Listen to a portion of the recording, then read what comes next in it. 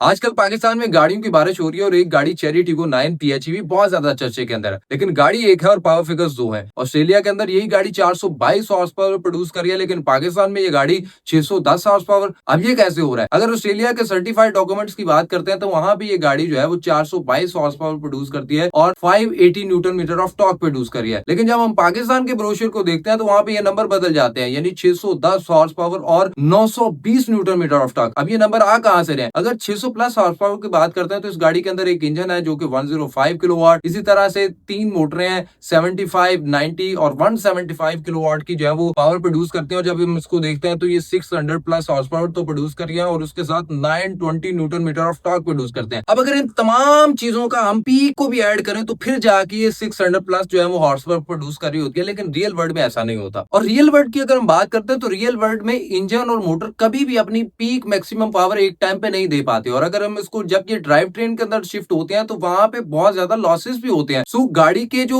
Actual power figures होते हैं, जो व्हील बेस को मिल रहे होते हैं, वो कभी भी उसके पीक नहीं होते बल्कि वो और होते हैं। लेकिन पाकिस्तान में बहुत सारे ऐसे लोग हैं जो 610 हॉर्स पावर और 920 न्यूटन मीटर ऑफ टॉर्क देख के बहुत ज्यादा एक्साइटेड हो रहे हैं। और इसी तरह से इंडस्ट्री के बहुत सारे ऐसे ऑटोमोटिव एक्सपर्ट हैं जो इस चीज को हाईलाइट भी नहीं कर रहे। ये जो कैलकुलेशन का एक नया तरीका है उसको एक्सप्लेन भी नहीं कर रहे। तो जब पूरी दुनिया के अंदर जो है वो एक ब्रोशर है और एक पावर फिगर जो है वो इंट्रोड्यूस की गई है, तो वाई इन पाकिस्तान हम जो है वो नंबर्स के साथ जो है वो छेड़छाड़ कर रहे हैं। और सिंपल सी बात यह है कि जब ग्लोबली जो नंबर कोट किए जा रहे हैं वही पाकिस्तान के अंदर कोट होने चाहिए। और जब गाड़ी एक है, स्टैंडर्ड एक होना चाहिए और उसका सच भी एक ही होना चाहिए। तो ये जो स्पेक शीट है वो अगेन मार्केटिंग के लिए तो यूज कर सकते हैं, लेकिन इससे क्रेडिबिलिटी जो है वो लूज हो जाती है। और हमारा हक बनता है कि हम इसको जो है वो हाईलाइट करें, और बाकी डिसीजन आप लोगों ने करना है।